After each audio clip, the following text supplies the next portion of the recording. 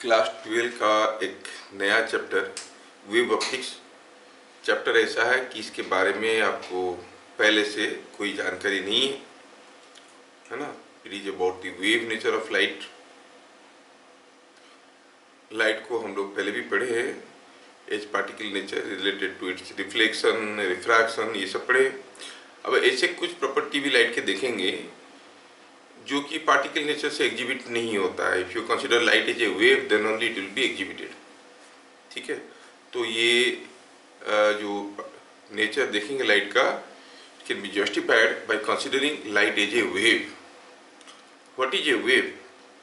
Wave is transfer of energy from one point to other without transport of matter. समझ में आया? अगर energy एक जगह से दूसरी जगह जाता है बट कोई मीडियम नहीं रहता है उस एनर्जी को कैरी करके लेने के लिए। जैसे मान लो यहाँ पर कोई एक बंदूक है और यहाँ से स्प्रिंग में भरा हुआ एनर्जी को हम मारते हैं किसी एक ब्लॉक की तरफ। अब ये जैसे हम ये स्प्रिंग का एनर्जी को रिलीज करेंगे, गोली जाएगा और लगेगा। इसमें लगने के बाद क्या होगा? Both of this will move together, ऐसे करके। दैट मीन्स स्प्रिंग में जो एनर्जी था वो ट्रांसफर हो गया इसमें, it's kinetic energy, but the matter carrying that energy moved from here to here. This is not a wave. Here the energy is going from one point to other and the matter is also going. नहीं है कि नहीं? लेकिन सोचो, जब मैं कुछ बोल रहा हूं और आप उसको सुन रहे हो, sound is a form of energy. It is generated from here, it is reaching you. Is the medium between you and me is rushing to you? नहीं, हमारा दोनों के बीच में जो मीडियम है वो भाग के आपके पास नहीं जा रहा है। So this is what is called transfer of energy from one point to other without transport of matter.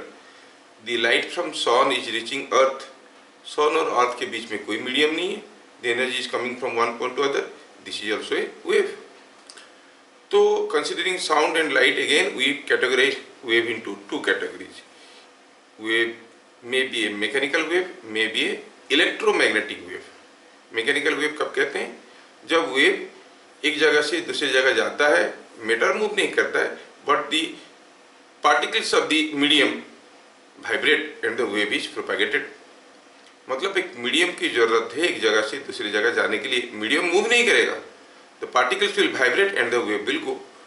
Okay, ऐसा वेव को कहते हैं mechanical wave.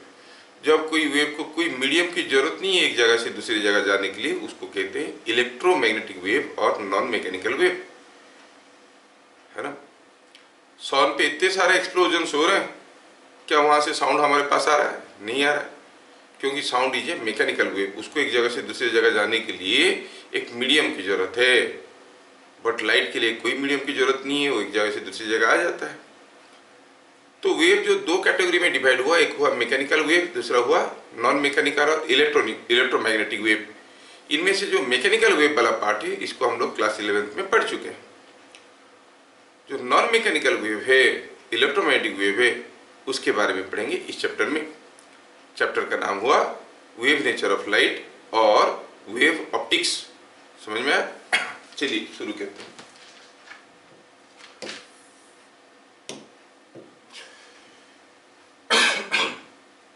Wave nature of light.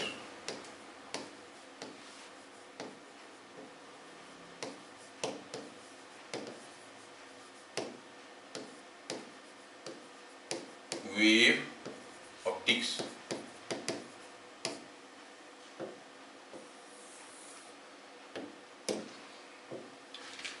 तो पहले लाइट के बारे में कुछ इंपोर्टेंट पॉइंट लिखते हैं। Light is A transverse non mechanical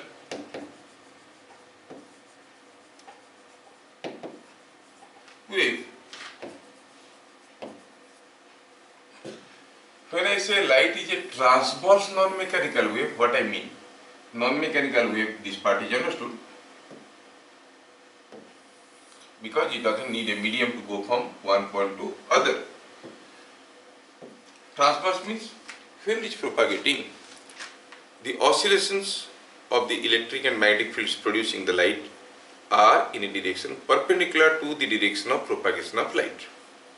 ठीक है, पढ़ेंगे हम लोग इलेक्ट्रोमैग्नेटिक वेव चैप्टर पढ़ेंगे, उसमें पढ़ेंगे how electromagnetic waves are generated.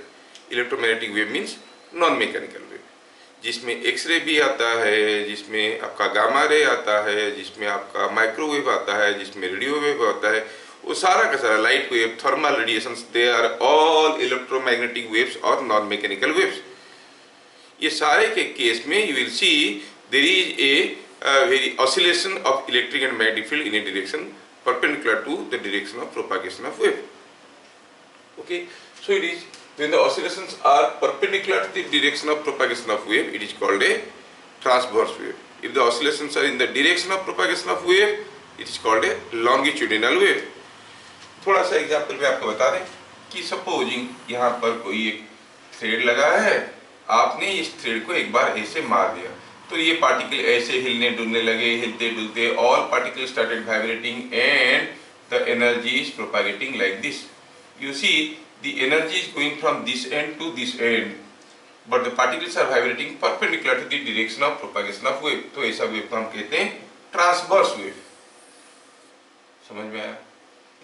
Similarly suppose हम कहेंगे here are number of boards connected like this, and suppose you strike at this board, this will oscillate, this will strike other one, this will also oscillate, this will strike other one, this will also oscillate. You see the vibrational energy is slowly moving towards this in this direction, and the particles are all oscillating along the direction of propagation of wave. This is called a longitudinal wave.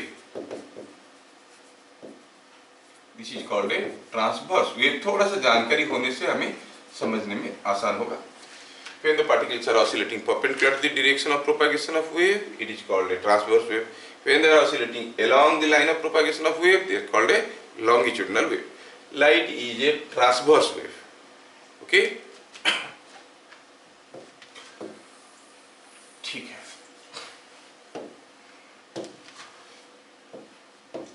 Velocity of light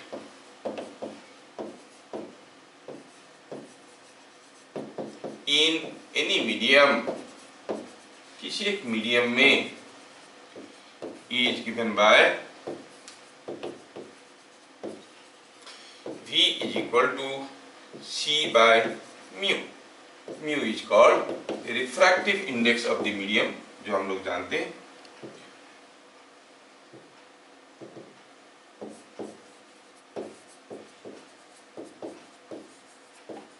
और C क्या है? It is velocity in free space, that is 3 into 10 power 8 meter per second. C is velocity of light in free space. Light का velocity अलग अलग medium में अलग अलग होता है. ठीक है. लाइट के बारे में और थोड़ा सा जानकारी ये है, if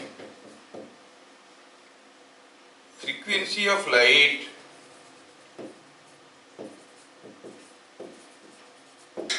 is f and velocity wavelength of light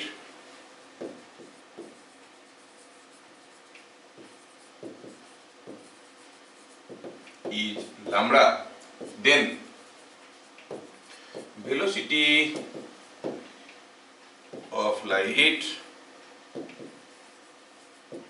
in a medium is equal to f lambda. ये रिलेशन भी सबको मालूम है. मैं तो ये सोच के पढ़ा रहा हूँ कि I am teaching class 12 students जो कि क्लास 11 पास कर चुके हैं, है ना. तो छोटी मोटी चीज सबको मालूम होगा. v is equal to f lambda, है ना. v क्या है? Velocity of light in a medium. ध्यान रहे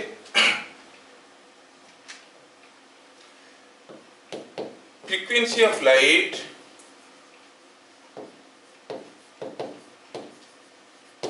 decides color of light. Color of light, that means For different color of light, you will find frequency is different. Moreover, frequency of light does not change when it passes through different mediums.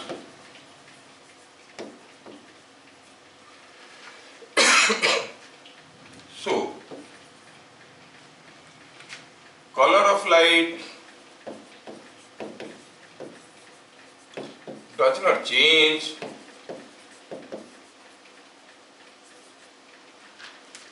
when light passes through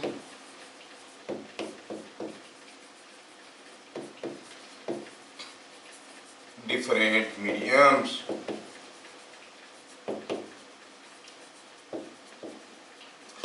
अगर red colour light पानी के अंदर से जाएगा तब भी red दिखेगा, और ग्लास के अंदर से जाएगा तब भी रेड दिखेगा। किसी भी मीडियम में जाए, frequency of a wave can not be changed. किसी भी वेव का फ्रीक्वेंसी को चेंज करना मुश्किल नहीं, नामुमकिन है। There is a effect called Compton effect, जिसमें आपका फ्रीक्वेंसी ऑफ लाइट बदल जाता है, but that effect is no more in the syllabus.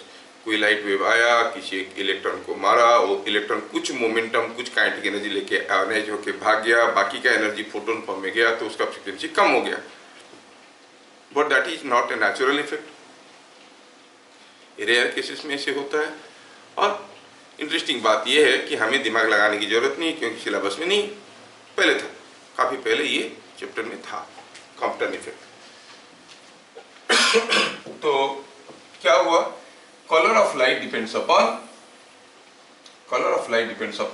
the frequency, and frequency of light does not change. So the color of light does not change when it passes through different medium. जब ये different medium से जाता है, colour में कोई बदलाव नहीं आता है। समझ में आया? तो जब लाइट डिफरेंट मीडियम में जाता है, उसका वेलोसिटी होता है v = c/μ। अलग अलग मीडियम के लिए म्यू अलग अलग होने के कारण वेलोसिटी अलग अलग होता है। वेलोसिटी अलग अलग होता है, फ्रीक्वेंसी कांस्टेंट रहता है। मतलब v = f λ में सोचो, v बदल रहा है, फ्रीक्वेंसी कांस्टेंट है, तो लैम्बडा बदल रहा होगा, है कि नहीं? तो क्या कहेंगे, when light passes through different mediums,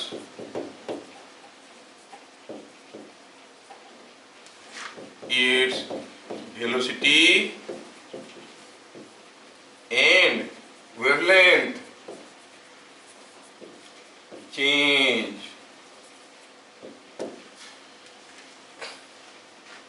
ठीक है, अगर एक मीडियम में वेलोसिटी है v1, वेवलेंथ है λ1, तो हम कहेंगे v1 = f λ1। इन सम अदर मीडियम वेलोसिटी बदल जाएगा, बट फ्रीक्वेंसी वही रहेगा, वेवलेंथ बदल जाएगा। सो इन मीडियम 1 ये रिलेशन अगर हुआ, तो इन मीडियम 2 ये रिलेशन हुआ। Frequency remain same, velocity changes, so wavelength changes. इसका मतलब हुआ दो अलग अलग मीडियम में वेलोसिटी का ratio is same as wavelength का रेशियो। मैं सब चीजों को ज्यादा फैलाते हुए नहीं बोल रहा हूं, क्योंकि इसको हम लोग ऑलरेडी डिस्कशन कर चुके हैं in the beginning of the chapter refraction. तो मैं खाली आपको याद दिला रहा हूं, थोड़ा थोड़ा सा स्टेटमेंट लेके, ताकि इसको मैं यूज करूंगा इस चैप्टर में। ठीक है, तो आप अगर चाहो तो इसको थोड़ा सा ऐसा भी लिख सकते हो, c/v2 c/v1/c = λ1/λ2। Now c/v2 is μ2, refractive index of the second medium. c/v1 is the refractive index of first medium. So this is coming out to be μ2 by ये v1/c है, तो 1/μ1 हो गया। μ2/μ1 is equal to λ1/λ2, which comes out to be lambda 1 mu 1 is equal to lambda 2 mu 2. So when light passes from one medium to other, the wavelength varies as per the refractive index, obeying the relation lambda 1 mu 1 is equal to lambda 2 mu 2. एक medium से दूसरे medium में जाता है तो ठीक है। चलिए यहाँ पर कुछ नए नए टर्म्स हम लोग देखने वाले हैं। नेक्स्ट टर्म हुआ पॉइंट नंबर 6, ऑप्टिकल डिस्टेंस, और कभी कभार इसको ऑप्टिकल पाथ भी कहते हैं और ऑप्टिकल लेंथ भी कहते हैं कभी कभार, ऐसे को। ये एक बड़ा एक इंटरेस्टिंग टर्म है। क्या है इसका मतलब? ऑप्टिकल लेंथ और ऑप्टिकल डिस्टेंस का मतलब क्या है? ठीक है, हमारे पास कोई एक मीडियम पड़ा है जिसका कुछ रिफ्रैक्टिव इंडेक्स है म्यू और लेंथ है एल। इसका ऑप्टिकल लेंथ क्या है? लाइट को क्या लगेगा इसका लेंथ कितना है? आपको लग रहा है कि ज्योमेट्रिकल लेंथ एल है। ऑप्टिकल लेंथ क्या है? लाइट जब इसके अंदर से जाएगा क्या लगेगा? सोचो कि कोई लाइट वेव इसके अंदर से गया ऐसे, तो देखो कि लाइट को यहां से यहां तक पार होने के लिए कितना समय लगा। सपोज लाइट को इसके अंदर से पार होने के लिए टाइम लगा t। अगर ये मीडियम नहीं होता तो t सेकंड में लाइट कितना दूर गया होता? c into T. मीडियम नहीं होता तो फ्री स्पेस होता। फ्री स्पेस में लाइट का वेलोसिटी होता है c।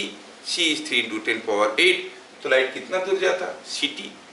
ct is the distance moved by the light in a time in which it passes through this medium. This distance is called the effective optical length of this medium. मतलब कोई पूछेगा इस medium का optical length कितना है, तो आप कहोगे c इंटू टी। टी क्या है? t is the time taken by light to pass through this. समझ में आया क्या? हाँ, तो चलो डेफिनेशन को लिखते हैं फिर आगे बढ़ेंगे। यहाँ पे क्यों लिखे? जब जगह कम है तो let us go to the next page.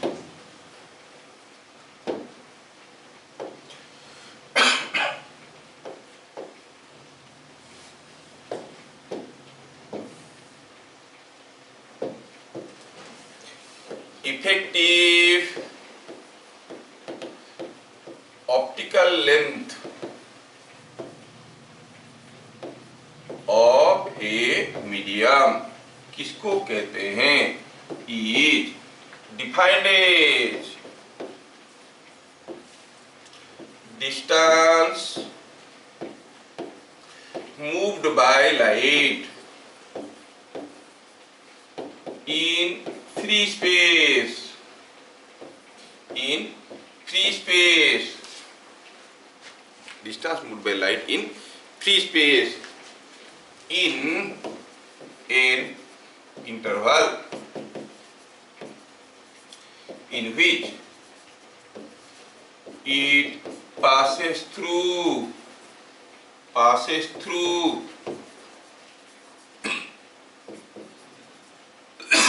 the medium, passes through the medium. सोचिए, ये आपका डेफिनेशन में आएगा डिफाइन ऑप्टिकल लेंथ। सपोज हम कोई एक मीडियम को कंसीडर कर रहे हैं जिसका रिफ्रैक्टिव इंडेक्स है म्यू और ज्योमेट्रिकल लेंथ है L. When the light as a wave is passing through this medium,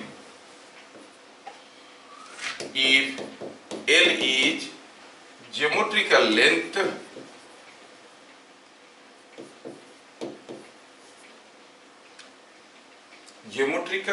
of the medium,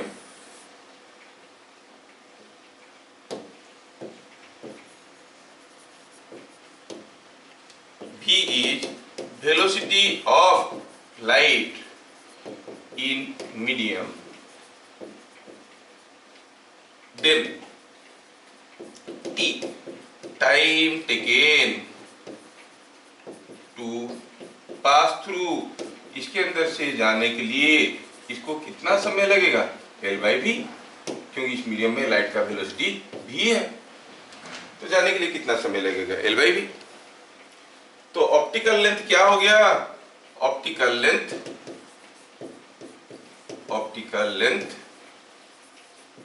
is c into t by definition. It is the distance moved by light in free space in an interval in which it passes through the medium.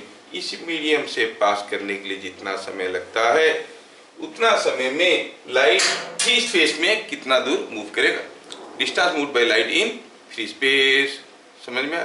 तो free space में velocity c है, time दिया है t, तो optical length हो गया c into t। t के जगह वैल्यू डालो, it is coming c into L by V। Again c by v क्या होता है, what is c by v called, the refractive index, so it is coming out to be mu into L। तो कोई एक medium का geometric length अगर L है और उसका रिफ्रैक्टिव इंडेक्स अगर म्यू है तो इफेक्टिव ऑप्टिकल लेंथ क्या हो गया, म्यू into L। तो लाइट कितना दूर गया, आप कहोगे it has gone distance mu L। समझ में आया, फाइन।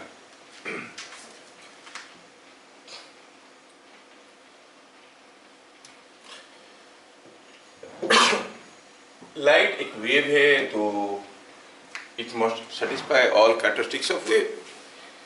आपको जनरलाइज्ड वेव इक्वेशन मालूम है। In general a wave is given by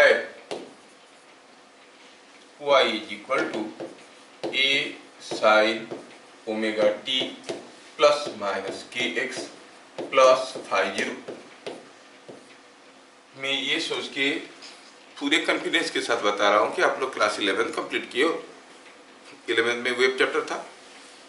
equation of a wave is given bye a sin omega t plus minus kx plus phi 0, ऐसा था।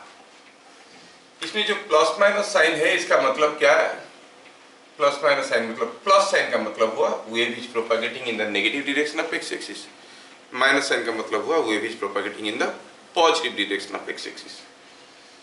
phi 0 था initial phase, k is called propagation constant which is related to lambda by the relation 2 pi by k is equal to lambda। Omega is the angular frequency, A is the amplitude of oscillation, Y is the displacement of the particle और X क्या था, displacement of the wave। अगर हम कहेंगे किसी एक thread में हमने इसको यहाँ पे ऑसिलेट करवा रहा है, ये थ्रेड यहाँ से बंधा हुआ है, so the wave is going in a shape like this। I'm talking about a plane progressive wave। हो क्या रहा है कि ये पार्टिकल ऐसा, अभी जब ये कोई रोप को बांध के हम ऐसे ऑसिलेट कर रहे हैं, रोप का जब शेप कुछ ऐसा हो गया है, चलो मानते हैं कि rope is of this shape now, इसका मतलब the rope is not available now here, it is only available here. मतलब ये वाला पार्टिकल यहाँ पे आ गया है, यहाँ वाला पार्टिकल यहाँ पे आ गया है, ये वाला पार्टिकल यहाँ पे आ गया है, ये वाला पार्टिकल यहाँ पे आ गया है, ये यहाँ पे आ गया है। The rope is no more here. जब आप इसको ऑसिलेट कर रहे हो और ये वेव आप देख रहे हो रोप में, रोप और ये वाला हिस्सा आपको नहीं दिखेगा, but means these particles have all displaced from their mean position। displacement of the particle, यहां से x डिस्टेंस में होगा जो पार्टिकल, वो भी अपनी मीन पोजीशन से y डिस्प्लेसमेंट में है। x क्या हो गया, displacement of the wave, y क्या हो गया, displacement of the particle. x हो गया डिस्प्लेसमेंट ऑफ वेव, y हो गया displacement of the particle. a क्या हो गया, when this entire trigonometric quantity becomes 1, y is equal to a, so a is nothing but the maximum displacement of the particle from the mean position। जिनको तकलीफ हो रहा है वो wave motion chapter का वीडियो नंबर 2 देख ले एक बार। वीडियो नंबर 2 में चीजों को बढ़िया से एक्सप्लेन किया गया है, ठीक है। तो यहाँ पर जो x है वो x क्या है, here x is nothing but optical distance moved by light। Wave displacement है, लेकिन कौन सा डिस्प्लेसमेंट है, ऑप्टिकल डिस्प्लेसमेंट, कितना दूर गया है। समझ में आया? और y क्या है? y is the displacement of the particle from mean position and you call it the maximum value of y is called amplitude. Omega क्या है? Omega is called angular frequency, जिसको आप 2 पाई f करके लिख सकते हो. f is frequency in hertz, है ना? f is frequency in hertz. यहाँ पर एक टर्म आता है phi 0 is called initial phase. और ये जो टर्म है, एंटायर टर्म है, ये ओमेगा टी प्लस माइनस के एक्स प्लस phi 0, ये पूरा का पूरा क्वांटिटी को कहते हैं इंस्टैंटेनियस फेज. आप देख रहे हो कि जैसे जैसे वेव आगे जा रहा है, एक्स बदल रहा है, टी बदल रहा है, instantaneous phase is changing. And you know, ये ट्रिग्नोमेट्रिक क्वांटिटी में पूरा का पूरा चीज एंगल होता है. ये चेंज हो रहा है मतलब क्या हो रहा होगा?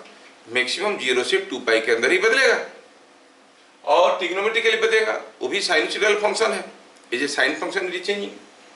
सो ये इंस्टैंटेनियस फेज ये बदल रहा है. समझ में?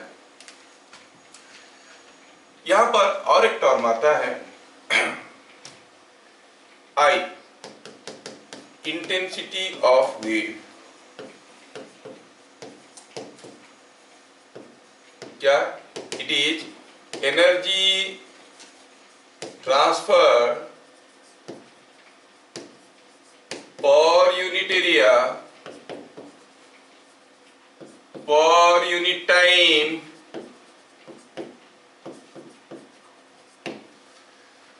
सपोज हम कहेंगे कि यहाँ पर कोई एक एरिया है, ये लाइट वेव इधर से आ रहा है. ऑब्वियसली आप देखोगे लाइट इसके अंदर से जा रहा है. लाइट हो या साउंड हो, सारे वेव के लिए इंटेंसिटी का डेफिनेशन बराबर है. लाइट इसके अंदर से जा रहा है, और चलो मानते हैं कि एरिया है ds.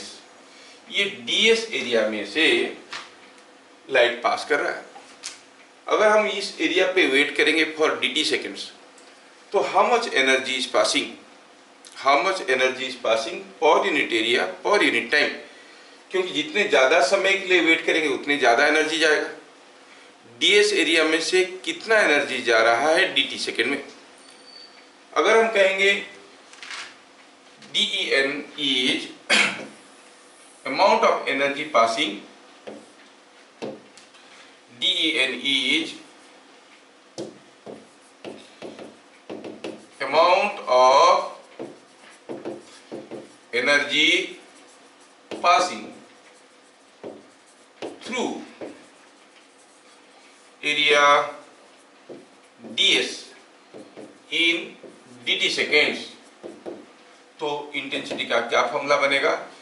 Amount of energy passing per unit area per unit time.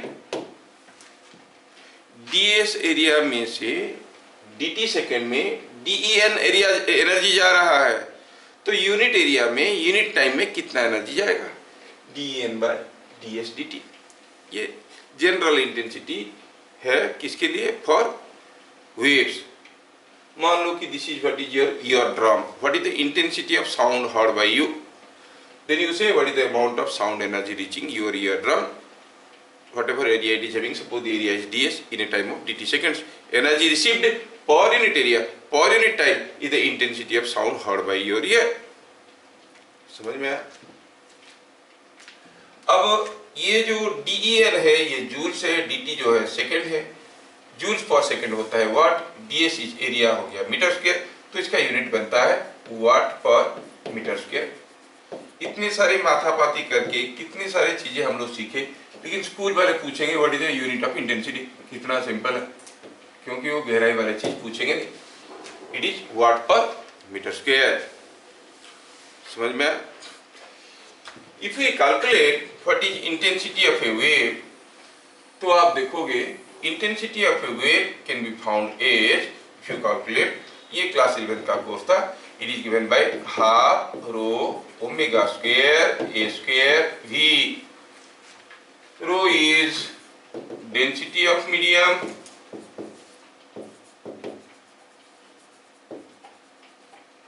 and omega angular frequency, A is amplitude, V is velocity of wave। समझ में आया क्या? ये हम प्रूव कर सकते हैं कि दी intensity is given by half rho omega square A square V when light is passing through a homogeneous medium। rho V everything is same। ध्यान रहे कि intensity is proportional to omega square A square। बस यही बताने के लिए मुझे इशारा बताना पड़ा। in a homogeneous medium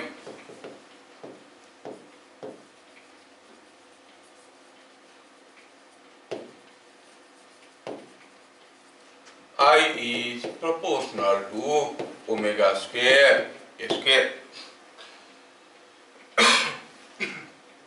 ये क्या था? Intensity of wave.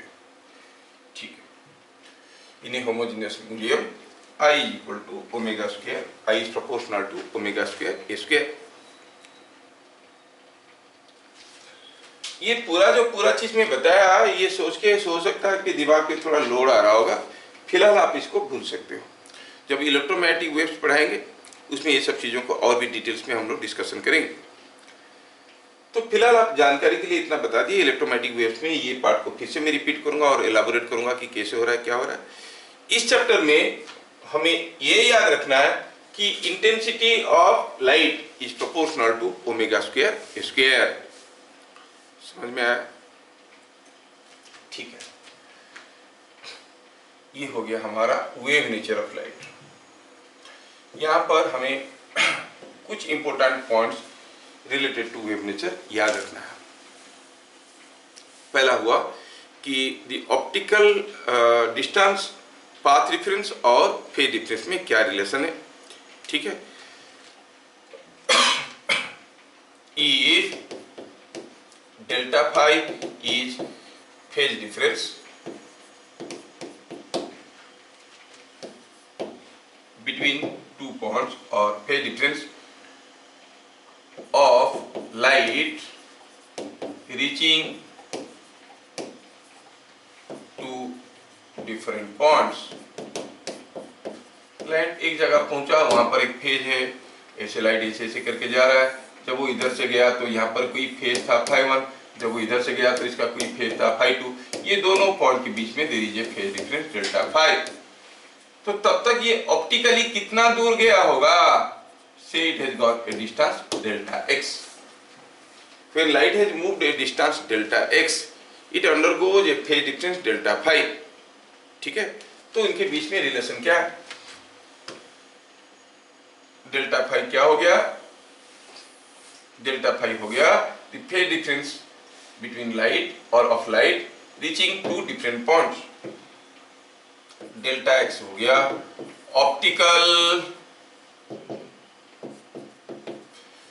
Path difference between same two points. जो दो पॉइंट के बीच में हम फेज डिफरेंस निकाले उनके बीच में पाथ डिफरेंस है optical path difference. I am not saying merely path difference, it is optical path difference. मतलब ये पोजीशन तक आते आते लाइट ऑप्टिकली कितना दूर आया था, ये पोजीशन तक आते आते लाइट ऑप्टिकली कितना दूर आया था। ऑप्टिकली कितना दूर आया था मतलब अगर एयर में है तो एक्चुअल लेंथ है, अगर कोई मीडियम में है तो mu L is the optical length. Will see to that more details while we doing numericals. ये दोनों पॉइंट के बीच में अगर optical path difference delta x है, देन ये जो डेल्टा एक्स है it is related to delta phi. How? By lambda by 2 pi. ये भी हम लोग वेव मोशन चैप्टर में क्लास 11th में पढ़ चुके हैं। The path difference between two points is given by lambda by 2 pi into delta phi. फिर delta phi is the phase difference between the two points. सब क्लास 11th का। बहुत ज्यादा फैलाने से हमें तकलीफ होगा और आपको भी तकलीफ होगा। इतने सारा जो अभी हम लोग डिस्कशन कर चुके हैं, मैं आपको फिर से रिपीट कर दूं ताकि बता दूं आपको कि ये सारा में से आपको क्या याद रखना है, क्या क्या याद रखना है। सारे देख के हो सकता है कि आप डर रहे होगे। पहला चीज, थोड़ा मैं इसको लिख लूं। पहला चीज लिखा कि V is equal to F lambda. मुझे पूरा का पूरा चैप्टर में क्या चीज की जरूरत होगा, V is equal to F lambda. F is constant, F can not change. Mu is C by V। और क्या याद रखना है, when light passes from one medium to other, mu one lambda one is equal to mu two lambda two. Why how कोई नहीं पूछने वाला, बस याद रखो ये सब फॉर्मूले। इस चैप्टर में जो छोटे छोटे क्वेश्चंस आएंगे वो दूसरे किस्म के आएंगे, not on directly on this, they will be using this formulae. And frequency, colour of light depends upon frequency. फिर हम लोग देखें कि ऑप्टिकल लेंथ क्या है, it is mu into L. L क्या है, एल इज ज्योमेट्रिकल लेंथ। और क्या देखे हम लोग, हम देखे intensity of light is given by और proportional to omega square A square. बस delta X is equal to 2 pi by lambda into delta phi. If you understand each term used here then enough. कोई आपको इसके derivation के बारे में कुछ नहीं पूछेगा, only application and use of this formula will be required. V is equal to f lambda, you understand? Velocity, frequency and wavelength relation. When light passes from one medium to other, the frequency remain constant. Velocity and wavelength changes. If lambda 1 is the wavelength in one medium of refractive index mu1, lambda 2 is the wavelength in other medium of refractive index mu2, then you say the relation is mu1 lambda 1 is equal to mu2 lambda 2. Okay? And effective optical length of a medium is mu times the geometrical length of that medium. Also we have seen the intensity is proportional to, ये proportional के अंदर क्या है, intensity is proportional to omega square a square। इसको थोड़ा ध्यान से याद रखना। बुक में मिलेगा आपको I proportional to a square, book is correct, लेकिन उसमें एक कंडीशन यूज करता है वो कंडीशन को लोग भूल जाते हैं, that is only for monochromatic waves. JEE में एंट्रांस में एक बार ये आ गया, दो वेव दिया था, दोनों का फ्रीक्वेंसी भी दिया था, एम्पलीट्यूड भी दिया था, पूछा था उनका इंटेंसिटी का रेशियो क्या है। क्योंकि बुक में दिया है I is proportional to A square, तो I1 by I2 is A1 square by A2 square करके आ गए। जबकि I not only depends upon amplitude, it also depends upon frequency. When they are of same frequency, the frequency is cancelled out. They are called monochromatic waves. समझ में आया? Monochromatic पढ़ेंगे अभी हम लोग। मोनोक्रोमेटिक मतलब सेम कलर का wave, तो फ्रीक्वेंसी बराबर होगा तो ओमेगा कैंसिल हो जाएगा, इसलिए I proportional to A square book में चलता है और जायज भी है। क्योंकि in this entire chapter they will be always using monochromatic waves everywhere. Achromatic waves को यूज नहीं करेंगे।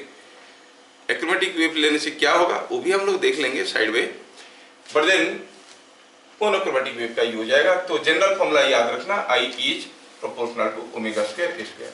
अगर आपको ये सारा फॉर्मूला याद रह गया तो आपका काम आसान है। तो अभी तक मैं जितना बताया, अगर दर्द देता है सर पे तो भूलो उसको, इतना याद रखो, ठीक है? यहां तक हम लोग देख लिए।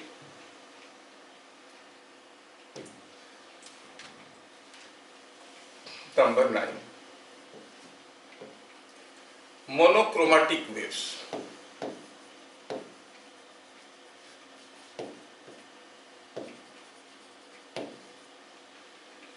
Two waves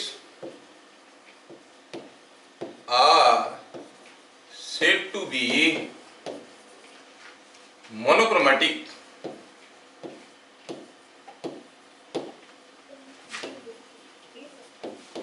if they have same wavelength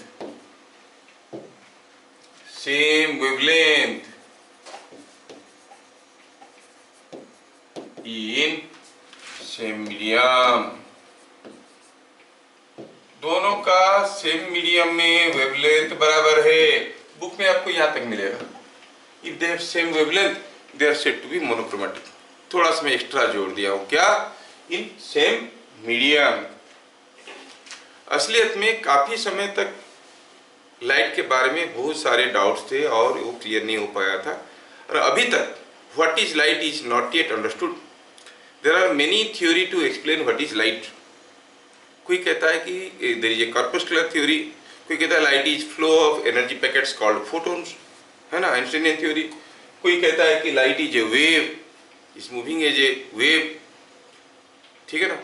जो लाइट को पार्टिकल मानते हैं वो कुछ लाइट का एग्जीबिशन दिखाते हैं, देखो ये जैसे कोई बॉल को टकराया, ऐसे बॉल आया टकराया ऐसे गया, तो अगर इलास्टिक कोलिजन हो रहा है द बॉल विल गो, जितना एंगल में गिरेगा उतना एंगल में जाएगा। Same thing happens with light, reflection followed, है ना। तो पार्टिकल नेचर से रिफ्लेक्शन रिफ्रैक्शन चीजों को प्रूव करके दिखा दिया, देखो लाइट पार्टिकल है। फिर कुछ लोग सामने आए और बोले कि ठीक है अगर लाइट पार्टिकल है, तो they came out with certain statements called interference, diffraction, polarization, ये सब चीजें देख के आए और बोले कि बताओ कि देखो ये सब तो वेव नेचर से ही जस्टिफाई होता है, पार्टिकल नेचर से नहीं होता है। तो फिर से गड़बड़ा गया चीजें। फिर कुछ लोग सामने आए, बोले कि जब कोई लाइट रे को किसी एक वाल पे डालते हो तो ये लाइट जाता है और वाल के साथ टकराता है और वापस आता है, क्योंकि पार्टिकल है, they exert a force on this. ये वेव नेचर से पता नहीं चला, how come there will be a force. तो देयर आर सर्टेन एग्जीबिशंस, कारनामाएं हैं लाइट का जिसको पार्टिकल नेचर से जस्टिफाई कर सकते हैं, वेव नेचर से नहीं कर सकते हैं। कुछ चीजें हैं वेव नेचर से कर सकते हैं, पार्टिकल नेचर से नहीं कर सकते। So till date it is not known, और you cannot identify light only as a particle और ओनली एज ए वेव। इसके पास डुअल नेचर आता है, वेव पार्टिकल डुअलिटी, इसलिए हम लोग पढ़ेंगे, उसको भी पढ़ेंगे। It sometimes behave as a wave, sometimes as a particle, है ना। तो लाइट के बारे में कोई अब तक कोई कंक्रीट नॉलेज नहीं आया कि किसी भी रूप में आ सकता है, सबको दिखाता है लेकिन उसको कोई देख नहीं सकता। Can you see light? हम तुमको देख सकते हैं, तुम हमको देख सकते हैं, हमारे बीच में भी तो लाइट आता जाता है, क्या बीच में जो लाइट जा रहा है हम उसको देख पा रहे हैं? ये बड़े हमारे जो पुराने लोग थे वो बड़े पावरफुल साइंटिस्ट थे, क्या हुआ क्या मालूम, कहाँ सब मर गए और उनका नॉलेज भी डूब गया। फिर हम लोग वो वेस्टर्न कंट्री के सिविलाइजेशन का डेवलपमेंट को फॉलो करने लगे कि मार्को ने रेडियो निकाला, ये वो निकाला, हाथी निकाला, घोड़ा निकाला, हमारे लोग सारा निकाल के रखे थे। नहीं, 9 प्लैनेट से सोलर सिस्टम में तुमको नहीं बताया गया तो कुछ करो और बताओ देख के। Do you have any method to find out there are 9 planets in the solar system? No. Do you have any method to find out there are 7 oceans where one ocean finishes and another ocean starts, the boundary of that? But that time people have done it.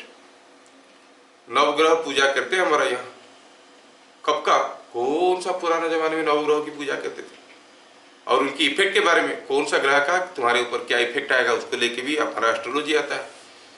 नहीं, 7 समंदर के बारे में वो बोलते हैं, बहुत सारे नाम दे रखे थे वो लोग, लेकिन वो जो जान पढ़े लिखे लोग थे वो कहीं गायब हो गए। क्यों गायब हो गए? कि एक समय में the country was very rich, सोने की चिड़िया कहते थे, खाने पीने का कोई मुश्किल नहीं।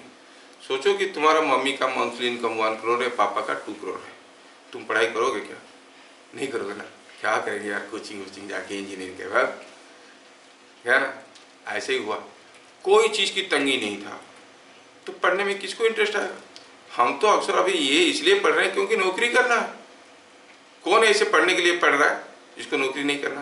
खाली मैं पढ़ने के लिए पढ़ रहा हूँ, मुझे एंट्रेंस वेंट्रेंस नहीं देना है, मुझे जानना है, खाली ढूंढ के निकालो। कोई होगा ऐसे? नहीं, कोई नहीं। तो ऐसा ही समय था, इतने ज्ञानी गुनी हमारे पूर्वज थे, लेकिन डूब गए, उनके साथ उनकी नॉलेज है कि नहीं। हाँ,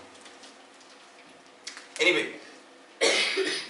तो हुआ क्या, 2 waves are said to be monochromatic if they have same wavelength in same medium। हाँ, यहाँ पे बोल रहा था मैं, काफी समय तक ये लोगों को समझ में आ रहा था कि colour of light depends upon wavelength. If you go for old Wikipedia and all that, तो देखोगे लाइट डिपेंड्स अपॉन वेवलेंथ, अभी मिल जाएगा आपको, the colour of light depends upon wavelength. अगर कलर अगर वेवलेंथ के ऊपर डिपेंड करता है, जब लाइट डिफरेंट मीडियम में जाता है तो उसका वेवलेंथ बदल जाता है, तो फिर तो कलर बदल जाना चाहिए, नहीं?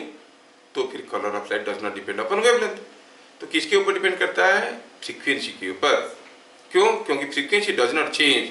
आप अगर कोई वेव बनाते हो, how many waves you are producing per second, that is called frequency of the wave. ठीक है, how many waves you are producing per second is called frequency of wave. If that is what is the frequency of the wave, that can not be changed. कोई रस्सी है, मैं अगर 1 second में 10 बार इसको shake कर देता हूं, 10 तो वेव निकल के जाएगा।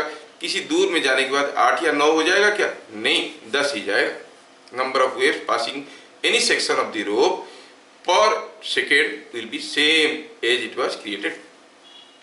Frequency of a wave does not change. So when I say I modified the statement, two waves are said to be monochromatic if they have same wavelength. आपका टीचर खुश हो गए, बच्चा ठीक लिखा है, लेकिन हमें ठीक नहीं लग रहा, तो हमने क्या जोड़ा? इन सेम मीडियम। अगर दो लाइट सेम मीडियम में जा रहे हैं और दोनों का वेवलेंथ बराबर है, तो सेम मीडियम में लाइट का तो वेलोसिटी बराबर होता है, नहीं? तो अगर वेवलेंथ बराबर है तो फ्रीक्वेंसी भी बराबर है। मैं भी खुश, तुम भी खुश, हो गया कि नहीं? When the light is passing through same medium, two light rays are passing through same medium.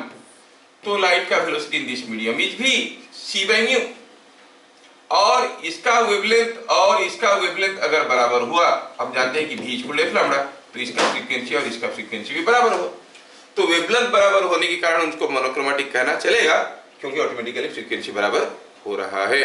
यहाँ पर ऐसे केसेस नहीं आ रहे हैं कि जहाँ पर दो लाइट रे को स्टडी किया जा रहा है। हम यहाँ पर बार बार बात करेंगे किसके बारे में बताओ? दो लाइट रेज आके एक जगह मिल रहे हैं। जब एक जगह मिल रहे होंगे तो एक ही मीडियम में होंगे, they are meeting at a point, that point is in a medium. दोनों एक ही मीडियम में होंगे तो दोनों का वेवलेंथ बराबर है, तब मोनोक्रोमैटिक कहेंगे। बात एक ही हुआ कि वो दोनों सेम फ्रीक्वेंसी का है, सेम वेवलेंथ का है, मतलब सेम फ्रीक्वेंसी का है। मोनोक्रोमैटिक मतलब सेम कलर, ठीक है? If they are not of same color, they are called achromatic. तो मोनोक्रोमैटिक लाइट किसको कहेंगे? ये स्टेटमेंट आपको पूछा जाएगा स्कूल में। Define what you mean by monochromatic light, coherent sources of light. Monochromatic light case कब कहेंगे? Two waves are said to be monochromatic. Two light waves. Okay, we are talking about light. Two light waves are said to be monochromatic if they have wavelength in same medium. Same wavelength in same medium. ठीक है?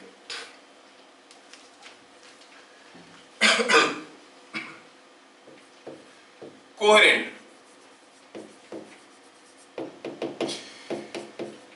Two light rays are said to be coherent if they maintain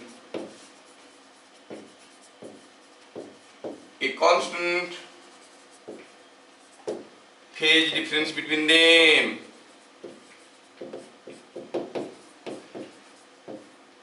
अगर दोनों के बीच में constant phase difference आएगा तो हम उसको कोहेरेंट कहेंगे।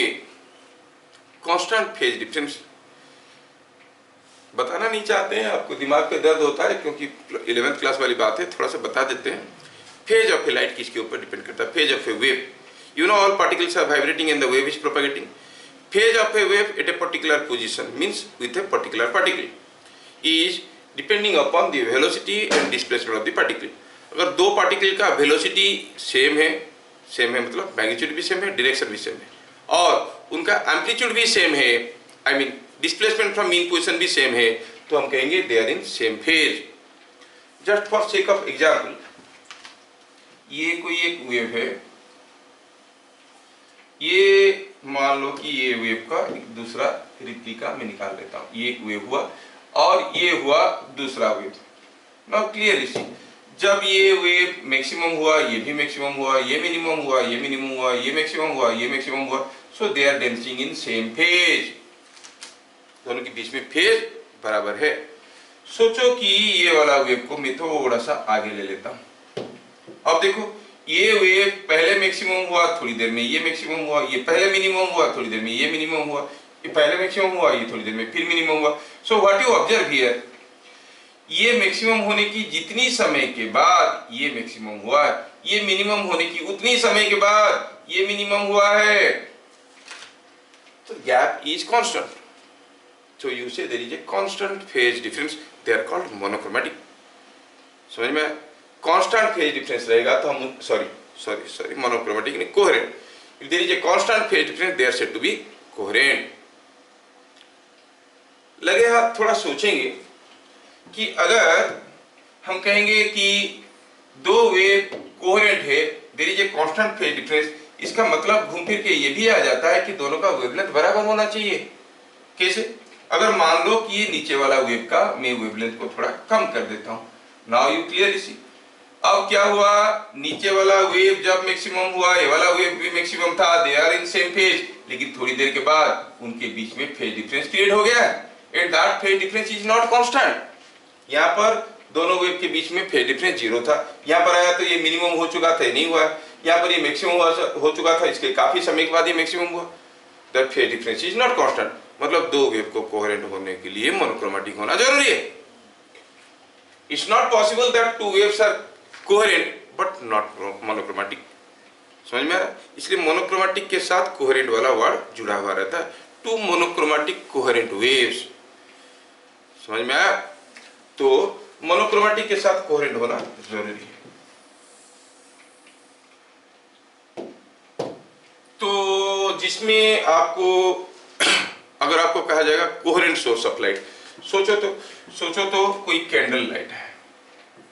ये कैंडल लाइट में आपको मालूम है कि कहां पर आपको सबसे ज्यादा गर्माहट मिलता है, हाई टेम्परेचर मिलता है, जहां पर बहुत जोर से बर्निंग हो रहा है, जहां पर सबसे ज्यादा ऑक्सीजन अवेलेबल है। कहां पर सबसे ज्यादा ऑक्सीजन अवेलेबल है? यहाँ पर है। तो आप देखोगे the blue flame is available at the top. नीचे ऑक्सीजन का डेफिशिएंसी है, थोड़ा थोड़ा मिल रहा है क्योंकि जल गया साइड से, तो नीचे वाला आपको रेड मिलेगा। अब तो जानते हो वेन्स थ्योरी, वेव ऑप्टिक्स में वेव थ्योरी आपका रेडिएशन चैप्टर में पढ़े होगे। दी wavelength corresponding to maximum intensity radiation is inversely proportional to the absolute temperature or lambda into T is a constant। high temperature low wavelength, low temperature high wavelength। Red colour का आग निकल रहा है मतलब temperature low है, blue colour का flame निकल रहा है मतलब टेम्परेचर हाई है, रेड का वेवलेंथ ज्यादा है, टेम्परेचर कम है। So you see that a candle when it is burning you are getting light of different wavelengths, you cannot consider this as a coherent source of light। ये school exam में पूछते हैं, can you consider candle light as a coherent source of light? No। why? Because the temperature at different sections are different, the light emitted are of different wavelength, this is not a coherent source of light। a sodium vapor lamp is considered as a coherent source of light। समझ में आया? ये दोनों चीज को याद रखना, board में पूछ लेते हैं। A candle light is not a coherent source of light,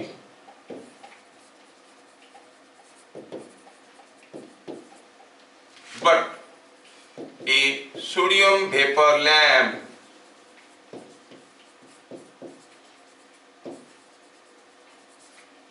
is a coherent source।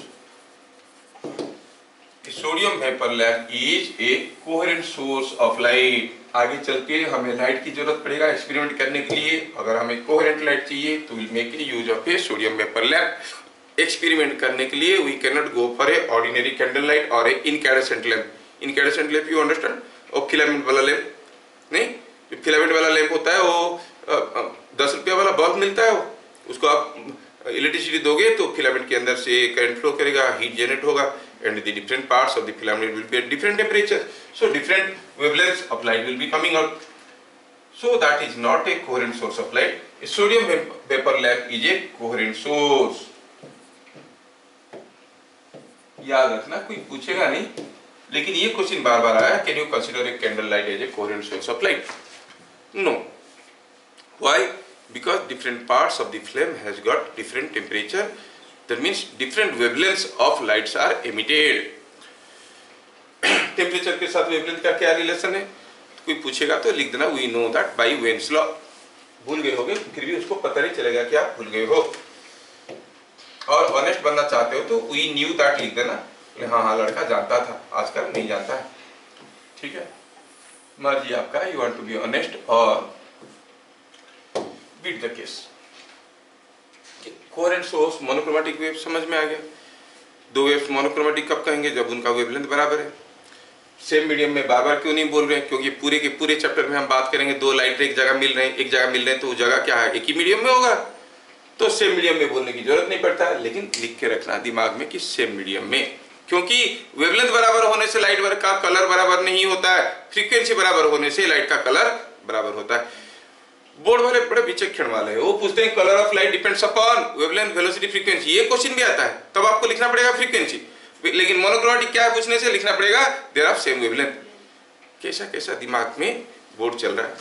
ठीक है, बार बार ये क्वेश्चन आया है कि colour of light depends upon what, आपको लिखना पड़ेगा फ्रीक्वेंसी। मोनोक्रोमेटिक किसको कहते हैं? सेम कलर का लाइट किसको कहते हैं? जिसका वेवलेंथ बराबर है। मतलब समझ में आ रहा है ना, बात कुछ ऐसा है, चलता है हम लोग। ठीक है, तो इतने सारे चीज हम लोग अभी देख लिए। Now we want to see the first theory और first principle saying what is a wave. ठीक है, यहाँ पर आता है principle called Huygens principal.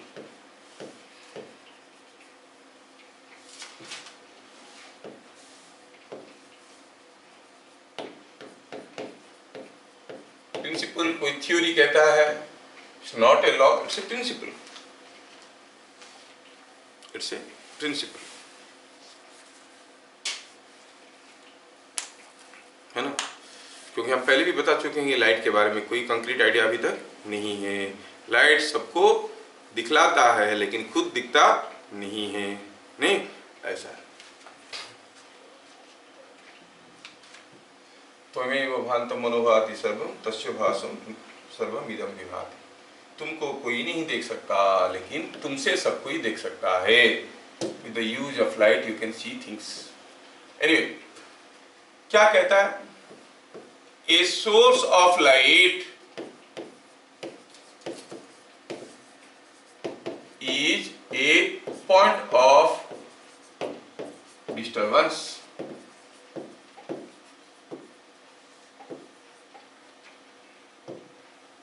A source of light is a point of disturbance from which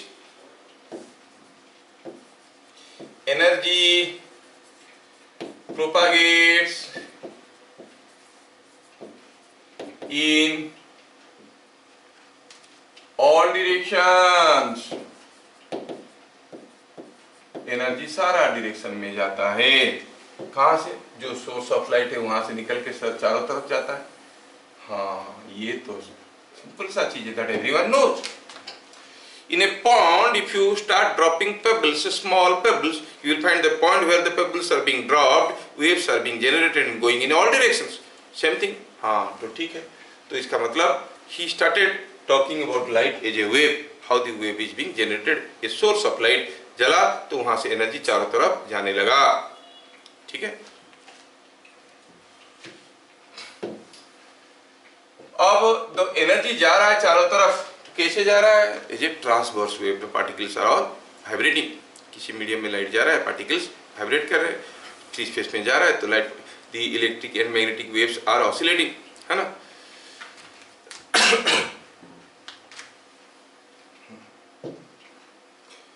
The locus of all particles vibrating in same phase is called primary wavefront।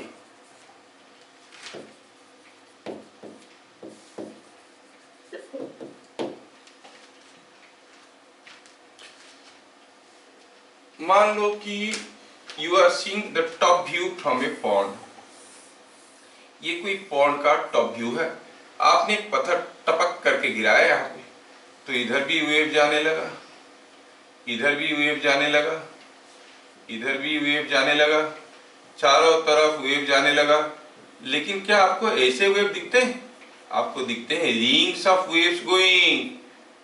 He tried to justify the wave nature. आपको क्या दिखोगे? जब पत्थर गिरेगा लगेगा कि ring ring ring ring होके दूर जा रहा है। इसका मतलब जब यहाँ का पार्टिकल अपना पोजीशन से मैक्सिमम डिस्प्लेसमेंट पे है, यहाँ का पार्टिकल, क्योंकि जितनी समय में एनर्जी इतना दूर आया है उतनी समय में एनर्जी इतनी ही दूर गया होगा, इधर भी उतना ही दूर गया होगा, इधर भी उतना ही दूर गया होगा, चारों तरफ बराबर डिस्टेंस गया होगा।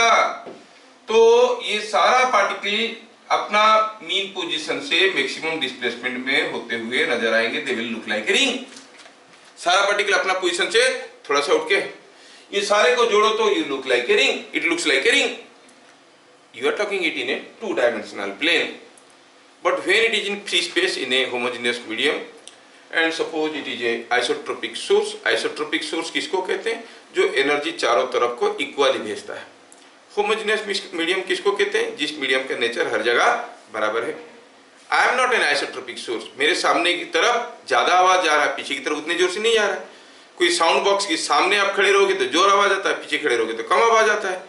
ट्रेन के सामने खड़े रहोगे, ट्रेन आ रहा है तो आवाज जोर से सुनाई देता है, जब ट्रेन निकल जाता है तो उसका इंटेंसिटी कम हो जाता है। They are not isotropic source. Isotropic source किसको कहते हैं? जिसमें से एनर्जी हर डायरेक्शन में बराबर जाता है। Think of sun. Sun is isotropic source of light. Homogeneous medium किसको कहते हैं? मीडियम का नेचर हर जगह बराबर है। कहने का मतलब है it is next to impossible to find out a homogeneous medium. कोई मीडियम होमोजेनियस नहीं होता है, सब में कुछ ना कुछ हेटेरोजेनिटी अवेलेबल रहता है। आप कहोगे कि this piece of paper is it a homogeneous paper? क्यों नहीं? अगर इसको खींचेंगे, अगर होमोजेनियस होगा तो कहीं हर जगह से टूटना चाहिए, टूटेगा एक जगह से। एक जगह से क्यों टूटा?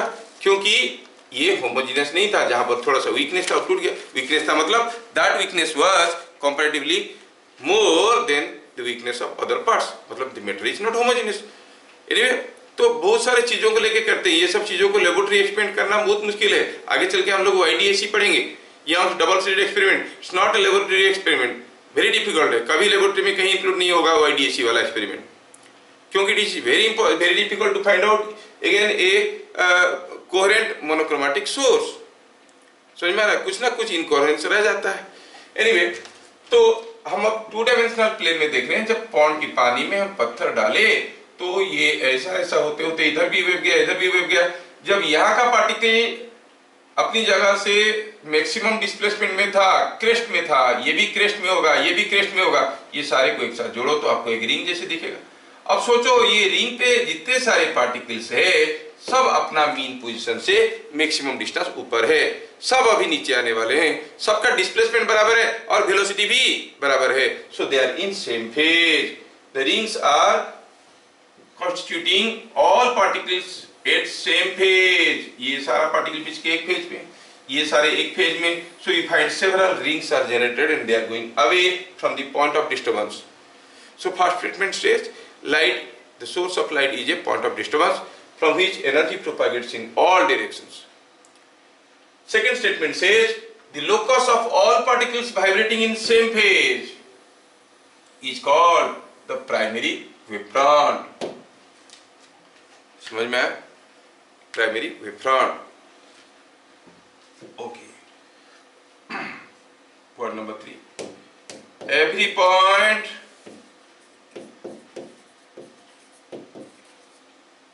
on the primary wavefront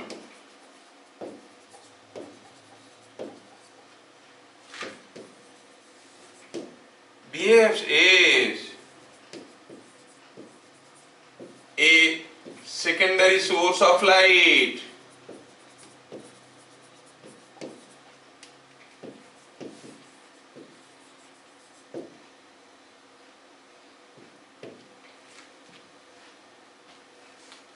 समझ में आया? तो every point behaves as a secondary source of light. मैं थोड़ा सा बीच में एक थोड़ा सा कुछ लिखना चाहता था, गलती से पॉइंट नंबर 3 को लिख दिया। आप यहाँ पर जोड़ोगे 2 के बाद। इससे पहले थोड़ा सा और एक चीज बताना चाहता हूँ। What is the shape of wave front? इसको मैं यहाँ से निकाला, इसको मैं अगले पेज में ले लूंगा। बीच में छोटा सा एक चीज स्किप हो गया जो बताना चाहिए था मुझे।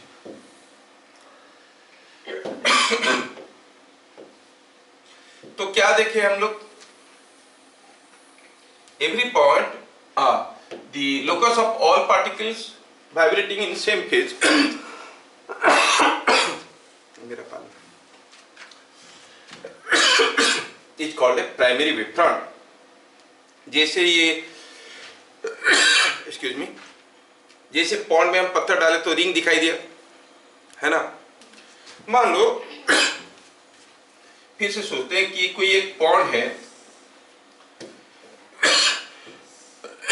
और इसका एक हिस्सा में here it is water and here it is oil और ग्लिसरीन, ठीक है, इधर ग्लिसरीन है।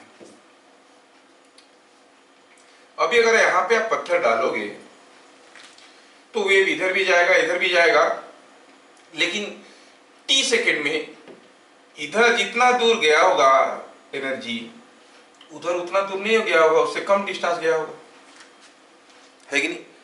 The distance moved by the energy into different mediums are different because the velocity of wave is different. It depends upon the nature of the medium and the type of wave.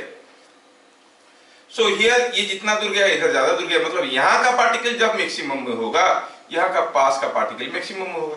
तो ये सारा particle को अगर जोड़ेंगे तो हो सकता है कि ये ग्राफ कुछ ऐसा बन जाएगा, और इधर वाले पास पास में रहेंगे तो ये ग्राफ कुछ ऐसा बन जाएगा। समझ में आ रहा है क्या? तो it will not look like a ring. मेरा कहने का मतलब है अगर ये एक होमोजेनियस मीडियम है तो this will be a perfect ring, अगर दोनों तरफ पानी ही पानी है और बीच में ही गिराया गया है, otherwise it will not be a perfect ring. Ring का शेप कुछ अलग अलग हो जाएगा। लेकिन हम लोग हेटेरोजेनियस मीडियम के बारे में क्यों बात करेंगे, इस चैप्टर में ऐसा डिस्कशन नहीं है। बस खाली थोड़ा सा बता दें कि अगर कोई होमोजेनियस मीडियम है और आइसोट्रोपिक सोर्स है, अगर source is a point source, here is a point source of light, यहां से एनर्जी चारों तरफ जा रहा है। जितनी समय में लाइट यहां से निकल के यहां पर आया, मान लो कुछ 10 सेंटीमीटर आया, न्यूमेट्रिकली बता रहे हैं 10 सेंटीमीटर आया, तो इधर भी तो 10 सेंटीमीटर गया होगा, इधर भी तो 10 सेंटीमीटर गया होगा। तो यहाँ का पार्टिकल जब मैक्सिमम पे होगा तो 10 सेंटीमीटर इधर का पार्टिकल भी मैक्सिमम होगा, यहाँ का पार्टिकल भी मैक्सिमम होगा। यहाँ से 10 सेंटीमीटर दूरी पे जितने पार्टिकल है सारे अपनी मैक्सिमम डिस्प्लेसमेंट पे होंगे, और सारे को जोड़ो तो कैसा शेप मिलेगा। You join all particles at a distance 10 centimetre from this point, means that is the surface of a sphere. हुआ कि नहीं हुआ? 10 सेंटीमीटर में स्फीयर बना तो 15 सेंटीमीटर में अनदर बनेगा, 20 में अनदर बनेगा, ऐसे बहुत सारे कंसेंट्रिक स्फीयर्स बनेंगे। So for a point source of light the wave fronts कैसा शेप के हैं? They are concentric spherical. तो that is what I wanted to mention here, वो मिस हो गया था मेरे से। पॉइंट नंबर 3 में लिखेंगे, for a point source of light the wave fronts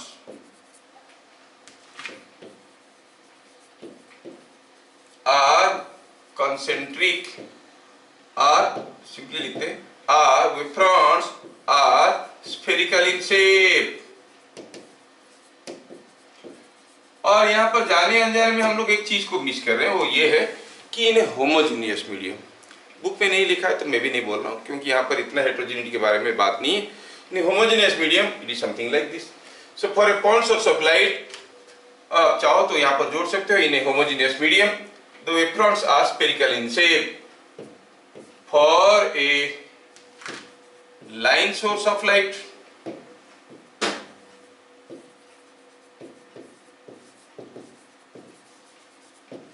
they are,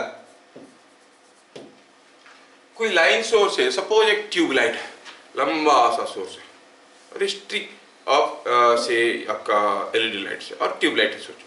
तो यहाँ से जब एनर्जी निकलेगा, यहाँ पर जाने के लिए जितना समय लगेगा यहाँ पर जाने के लिए उतने समय लगेगा, और 10 सेंटीमीटर दूरी पे जो पार्टिकल यहाँ पर है वो जब मैक्सिमम में होगा, यहाँ से 10 सेंटीमीटर पे यहाँ का पार्टिकल भी मैक्सिमम होगा, यहाँ का पार्टिकल भी मैक्सिमम होगा। ये सारा पार्टिकल को जोड़ो तो जो वेव फ्रंट बनेगा कैसे बनेगा? सिलिंड्रिकल बनेगा। पॉइंट सोर्स के लिए क्या बनता था, स्फेरिकल, जबकि ये लाइन सोर्स के लिए कैसे बनेगा, सिलिंड्रिकल। ये सारा पार्टिकल एक साथ वाइब्रेट करना शुरू करेंगे, है कि नहीं। तो आप कहोगे for a line source of light they are spherical, they are cylindrical.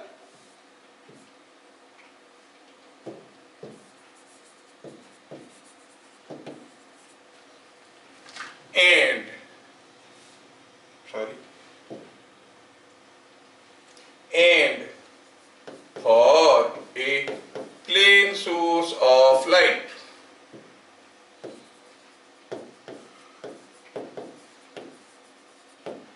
they are parallel planes.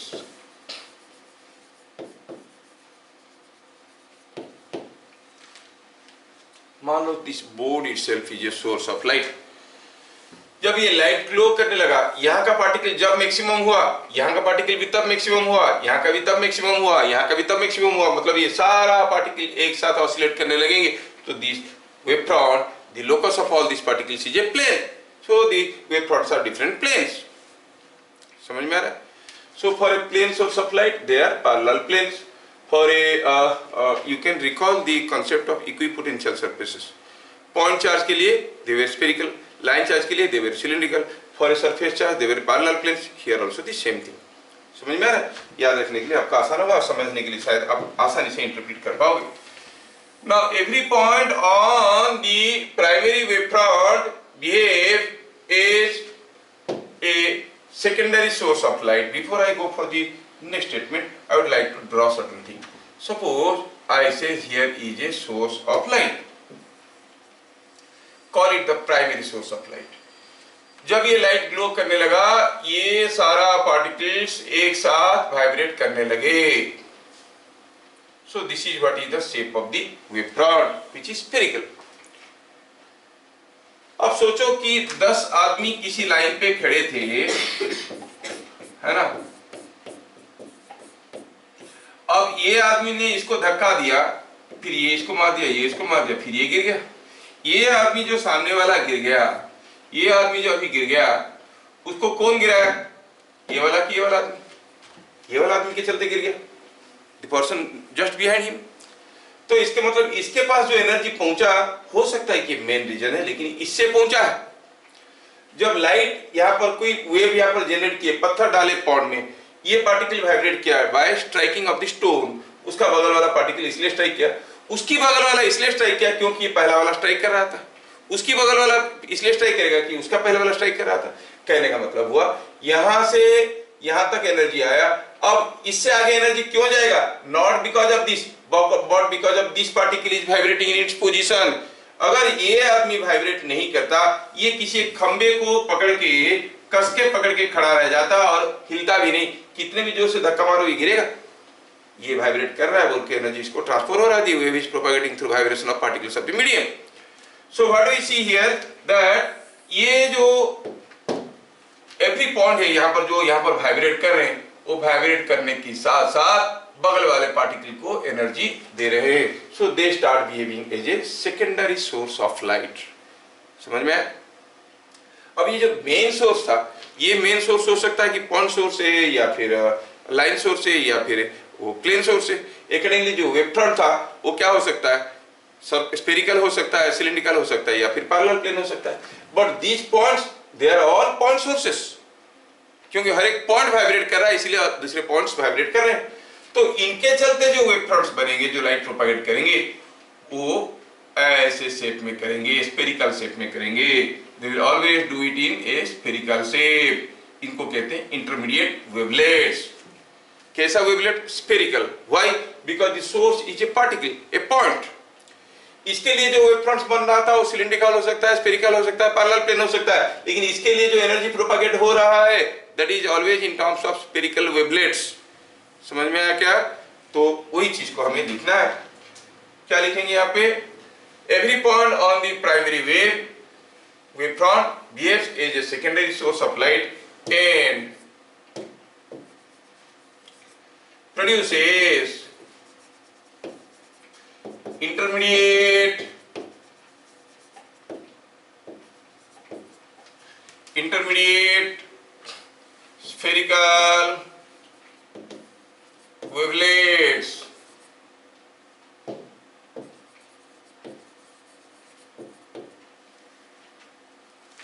Every point started behaving as a secondary source and now they are producing intermediate wavelets.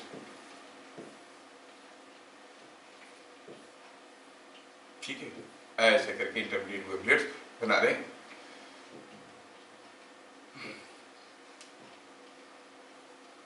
Every point is producing spherical wavelet, वहां से energy फिर आगे की तरफ जाए। ठीक है sir, जो पॉइंट चार्ज से जो पहले पॉइंट वाले से पहले सरफेस स्फेरिकल वाला निकलेगा तो वो प्राइमरी होगा, वो सेकेंडरी होगा? देखो, पहला वाला जो होगा वो कहाँ पे होगा? पास में होगा कि यहाँ पे होगा कि यहाँ पे होगा? या क्या यहाँ का सारा पार्टिकल सेम फेज में वाइब्रेट नहीं कर रहे? क्योंकि बराबर डिस्टेंस में है यहाँ से। यहाँ का सारे पार्टिकल्स नहीं कर रहे तो किसी एक को लेके सोच रहे। सोचो कि पहला जो हुआ, ठीक है, उसके हर एक पार्टिकल फिर से वाइब्रेट करे तो ऐसे वेवलेट्स बना रहे। अच्छा, अब spherical wavelets, point number 4, the forwarding envelope of intermediate wavelets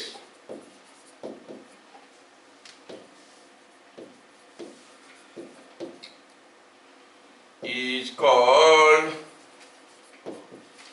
the secondary wavefront. तो क्या हुआ, यहां से ऐसे निकलने लगे। अब इनको कवर करता हुआ एक एनवेलप की बात करो। ये हुआ एक एनवेलप जो ये सारे को कवर कर रहा है, फॉरवर्डिंग एनवेलप। इसको हम कहेंगे सेकेंडरी वेवलेट। पहला वाला क्या था? Secondary wavefront. पहला वाला क्या था? Primary wavefront.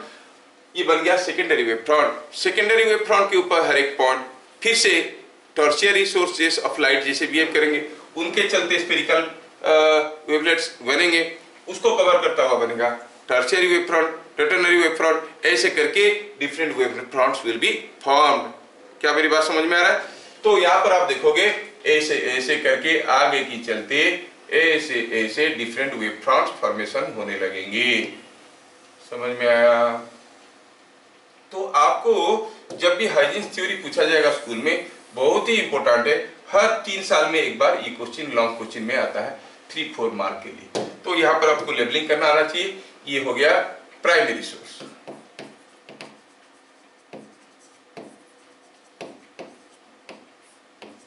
ये हो गया प्राइमरी वेवफ्रंट। ये सब लेबलिंग करना पड़ेगा। कौन? ये हो गया सेकेंडरी सोर्स। कौन? ऐसा। ये हो गया सेकेंडरी वेवफ्रंट। सेकेंडरी वेवफ्रंट कौन? ये। ऐसे करके you have to show all this. क्या मेरी बात समझ में आ रहा है? You have to show all these labelings. ठीक है।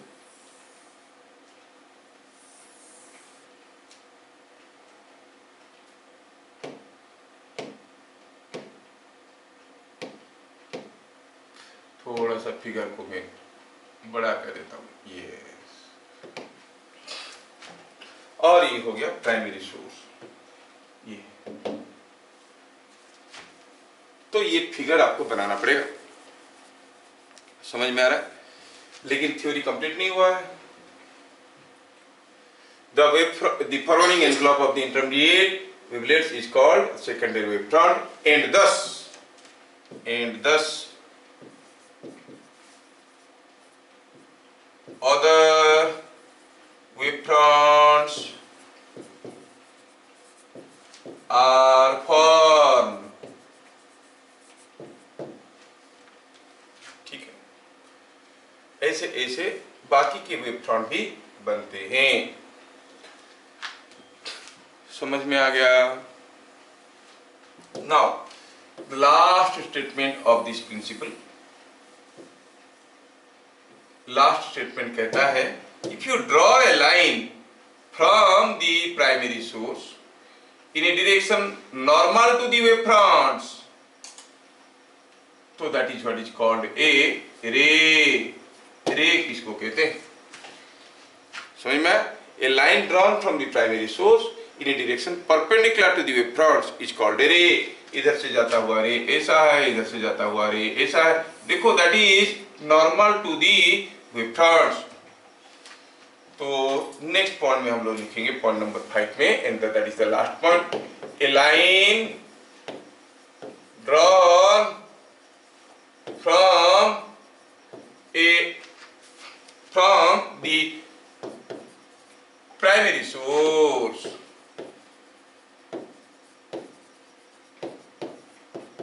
in a direction perpendicular to wavefronts is called perpendicular to wavefronts is called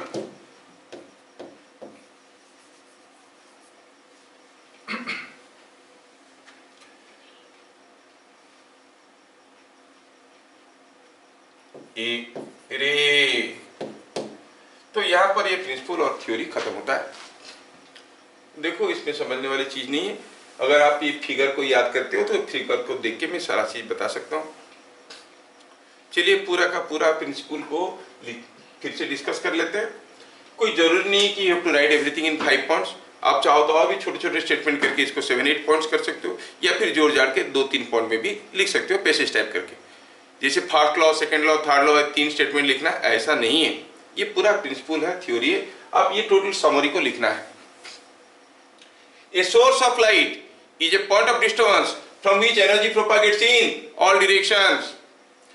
The locus of all particles vibrating in same phase is called a wavefront. In a homogeneous medium, due to a point source, the wavefronts are spherical. Due to a line source, they are cylindrical. Due to a plane source, they are parallel planes. Every point on a primary wavefront behaves as the secondary source of light and propagates energy in the forward direction, producing intermediate spherical wavelets. Spherical mention पक्का करना, क्योंकि plane, ये जो primary source है वो point source हो सकता है, लाइन सोर्स हो सकता है, प्लेन सोर्स हो सकता है, लेकिन जो सेकेंडरी सोर्स है वो ऑलवेज है पॉइंट सोर्स है. तो स्फेरिकल वेवलेट्स बनाएगा.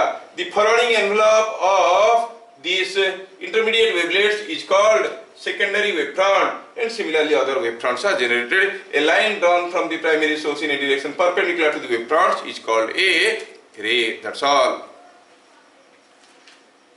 तो इनमें से कुछ चीजें हमारे सामने आ जाते हैं जो हम देखेंगे.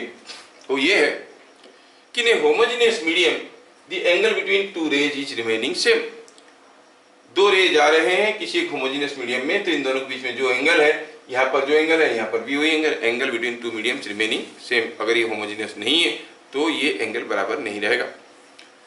ये कॉन्सेप्ट पर्टिकुलर चीज की angle between two rays remain same, it will help us understanding other things in future. तो चलिए थोड़े छोटे छोटे चीजें इसके ऊपर हम लोग डिस्कशन कर लेते हैं, और छोटे छोटे जो क्वेश्चन आते हैं डिस्कशन कर लेते हैं. अभी तक जितना थ्योरी देखें, फिर आगे की चीज आगे बढ़ाया जाएगा. चलिए कुछ क्वेश्चंस लिखते हैं.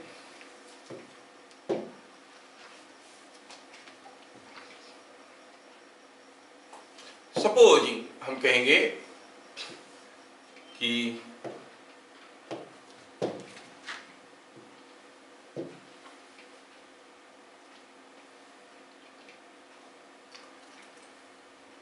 two monochromatic waves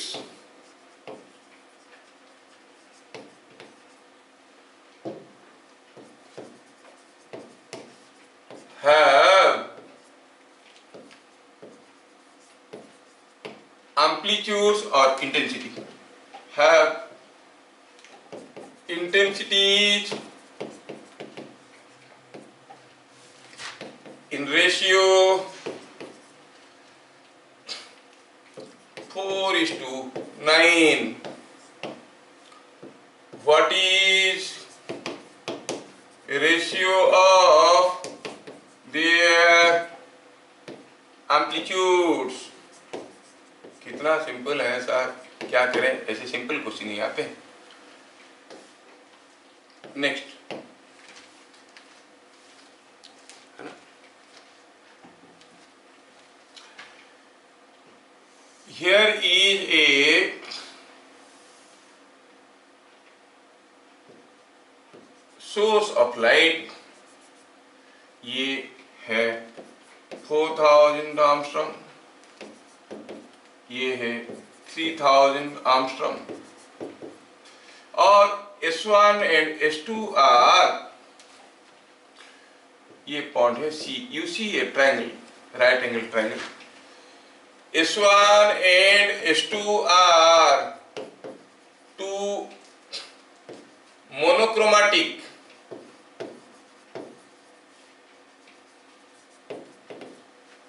मोनोक्रोमेटिक मतलब लैम्बडा बराबर होगा, कितना है lambda, say it is 8000 Armstrong.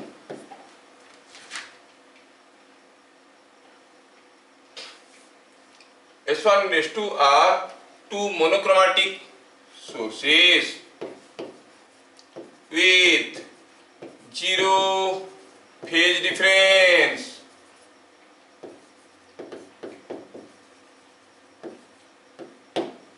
दोनों के बीच में फेज डिफरेंस 0 है। तो यहां से लाइट आया, यहां से लाइट आया, दोनों आके यहां पे पहुंचे। Find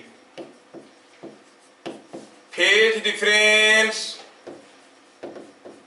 between rays reaching point C point में जब पहुंचेंगे दोनों रे आके, उनके बीच में फेज डिफरेंस क्या होगा। हम जानते हैं कि जैसे जैसे रे आगे जाता है उसका फेज बदलते जाता है। तो दोनों रे आए, यहाँ पे पहुंचे, उनके बीच में क्या फेज डिफरेंस है।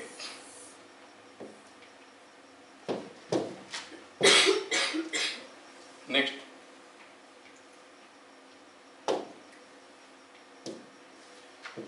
Here is an equilateral triangle. चलो मानते हैं ये इक्विलेटरल ट्रायंगल है। एंड सपोज दिया गया कि ये एक सोर्स है, ये एक दूसरा सोर्स है,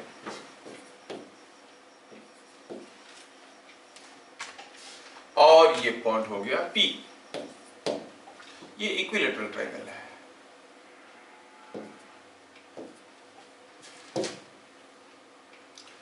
क्वेश्चन है S1 and S2 are two monochromatic sources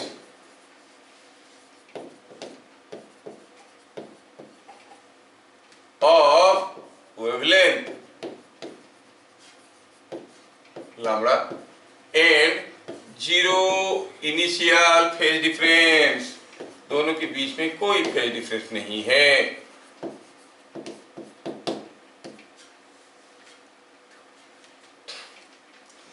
bit number 1, what is phase difference between rays reaching P। यहां से रे जा रहा है, यहां से रे जा रहा है। Bit number 2, what will be the phase difference between rays at P if S1 is covered by a thin glass plate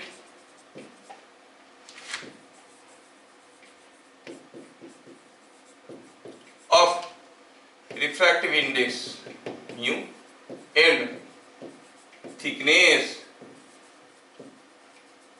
T। I hope you understand the question। बोल रहा है कि यहाँ पर दो सोर्स है, थोड़ा फिगर को छोटा कर देते हैं। देख के डरावना लग रहा होगा, लेकिन कुछ नहीं है, ये दो का टेबल जैसा है। To table, you know exactly that way you will do, will see to that. हाँ, S1 S2 हो गया two sources of light, monochromatic coherent है, जीरो फेज डिफरेंस है। यहाँ से रे आ रहा है, यहाँ से रे आ रहा है, क्या इधर आ रहा है, इधर नहीं जा रहा है? अरे सब तरफ जा रहा है। यहाँ पर जो रे आ रहा है उसके बाद चल रहा है। रे तो इधर भी जा रहा होगा, इधर भी जा रहा होगा, इधर भी जा रहा होगा। ओके, बोल रहा है यहाँ जो रे आ रहा है, यहाँ पर जो रे आ रहा है, हम जानते हैं कि रे जब आगे आगे जाता है उसका फेज डिफरेंस बदलते जाता है। तो रे जब जाके यहाँ पे पहुंचा पी पॉइंट में, दोनों रे के बीच में फेज डिफरेंस क्या था? यहाँ पर तो जीरो था। दूसरा केस में बोल रहा है कि अगर S1 के सामने हम एक ग्लास प्लेट रख देते हैं, एक ग्लास प्लेट रख देते हैं जिसका थिकनेस T है और रिफ्रैक्टिव इंडेक्स म्यू है, तो फेज डिफरेंस क्या होगा? क्या बात समझ में आ रहा है? यस। नेक्स्ट, छोटे छोटे क्वेश्चन जो बोर्ड में आते हैं। We know that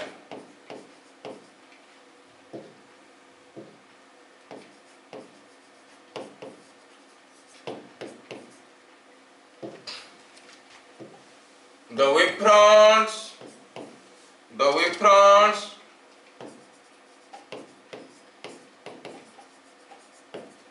produced by a point source are spherical। हम जानते हैं। अब बोलोगे हाँ, क्वेश्चन पढ़ के बोलोगे हाँ हम भी तो जानते हैं। तो ठीक है, बताओ what is phase difference between two points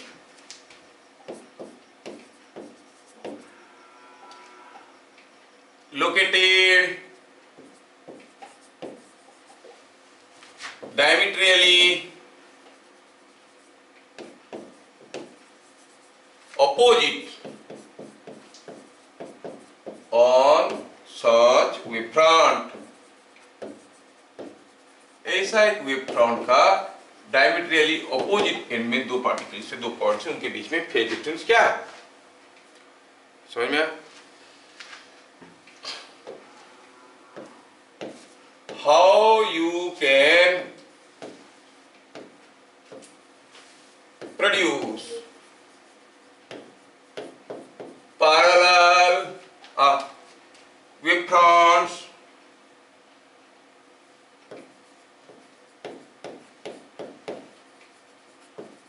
is parallel planes using a point source of light। कोई पॉइंट सोर्स ऑफ लाइट लेके पैरेलल प्लेन जैसे वेवफ्रंट्स कैसे बनाएंगे? पॉइंट सोर्स के लिए स्फेरिकल होता है, कैसे बनाओगे? तुमको क्या करना है, तुमको बताना है। Next,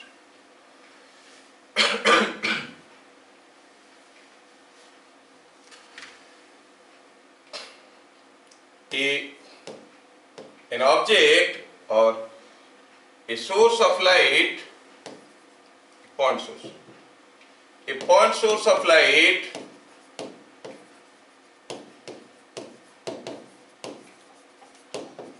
was kept at a distance 2f from a converging lens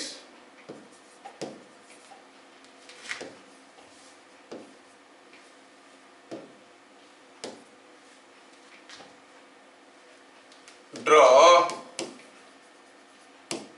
the wavefronts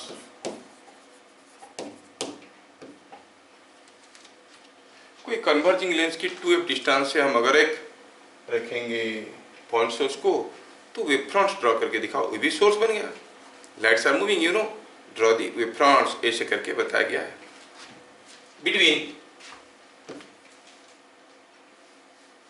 between the object and image। चलो आगे भी बना सकते हैं, लेकिन इन दोनों के बीच में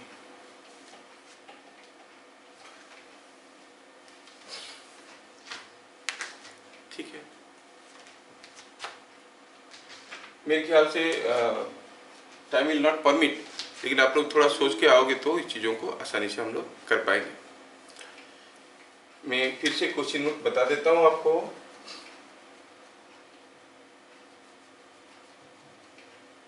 S1 and S2 are two monochromatic sources with zero phase difference. Find phase difference between rays reaching point C. कैसे निकालना है? पहले निकालो कि यहाँ से कोई रे आया, यहाँ से कोई रे आया, द पाथ डिफरेंस अगर मिल जाएगा, फेज डिफरेंस मिल जाएगा। पाथ डिफरेंस मतलब ऑप्टिकल पाथ डिफरेंस। यहाँ ये फ्री स्पेस में दिया गया है, ये कितना दूर गया, ये 4000 3000, तो ये 5000 एंगस्ट्रॉम गया, ये गया 3000, मतलब ये ज्यादा गया है। तो what is the difference in path length? 2000 angstrom. Delta x is 2000, delta phi you have to find out. Okay, see the second case. This is a equilateral triangle when there is no glass plate. What will be the path difference? ये length इतना है, ये length उतना है, दोनों path difference will be zero. तो path difference zero हो गया तो फेज डिफरेंस जीरो हो जाएगा। लेकिन जैसे हम ग्लास प्लेट डाल दिए, जब ये t डिस्टेंस जा रहा है through a glass plate, the optical length is mu into t, मतलब ये कुछ एक्स्ट्रा जा रहा है नहीं? तो देखना है कि इससे कितना ज्यादा एक्स्ट्रा गया। You have to find out the path difference between the rays reaching point P। Path difference से आपको मिल जाएगा क्या? फेज डिफरेंस, है ना? नेक्स्ट क्या था? कोई स्फेरिकल वेवफ्रंट का डायमीट्रियली अपोजिट दो पॉइंट के बीच में फेज डिफरेंस क्या है? थोड़ा सा रीजनिंग वाला क्वेश्चन है, फंडामेंटल क्वेश्चन है। अगर आपको एक पॉइंट सोर्स ऑफ लाइट दिया गया और आपको बताया गया कि नहीं आपको पैरेलल वेवफ्रंट्स बनाना है, तो कैसे बनाओगे, क्या करोगे? समझ में आया? कोई एक कन्वर्जिंग लेंस से 2f डिस्टेंस में, कन्वर्जिंग लेंस से 2f डिस्टेंस में अगर आप कोई एक सोर्स रखते हो तो यहां से तो लाइट निकल के जाएगा और एक इमेज भी बनेगा। सोर्स और इमेज आपको मालूम है, 2f डिस्टेंस में रखो तो एक रियल इमेज बनता है, डिस्टेंस 2f ओनली। तो इसके बीच में रेज जा रहे हैं और आपको बनाना क्या है? Draw the wavefronts, draw the wavefronts between the source और the object and the image. तो ट्राई करिए क्वेश्चंस। कल की क्लास में हम लोग ये छोटे से क्वेश्चन को करने के बाद will enter into what is interference. So please don't miss the interference concept. और हम लोग इसमें ये भी देख लेंगे कि हमारा जो हाइजीन्स प्रिंसिपल है वो बोले कि लाइट इज ए वेव, तो हम बोलेंगे अगर लाइट इज ए वेव है तो प्रूव करो लॉ ऑफ रिफ्लेक्शन, क्योंकि हम कहते हैं कि reflection is by particle nature of light. जैसे कोई बॉल आया, टकराया, इधर भाग गया, लाइट भी आया, टकराया, ऐसे भाग गया, तो लाइट इज ए पार्टिकल। बोलेंगे हाँ light is a wave and we will prove it using wave nature of light, reflection of light, verification of law of reflection, verification of law of refraction, ये सब बहुत important है। Exam में long question आएगा अगर 5 mark वाला, state Huygens principle and verify law of reflection और refraction using Huygens principle, कोई एक को पूछा होगा। खाली हाइजीन्स प्रिंसिपल पूछेगा तो 2-2.5 मार्क का, कभी कभार 3 मार्क का पूछ लेता है विथ ए नीट डायग्राम, समझ में? और एल्स 1 मार्क वाले क्वेश्चन से आएंगे। मेरी बात समझ में आ गया? पढ़ते रहो, मस्ती करते रहो, फिर मिलेंगे अगले क्लास। तब तक के लिए जय हिंद।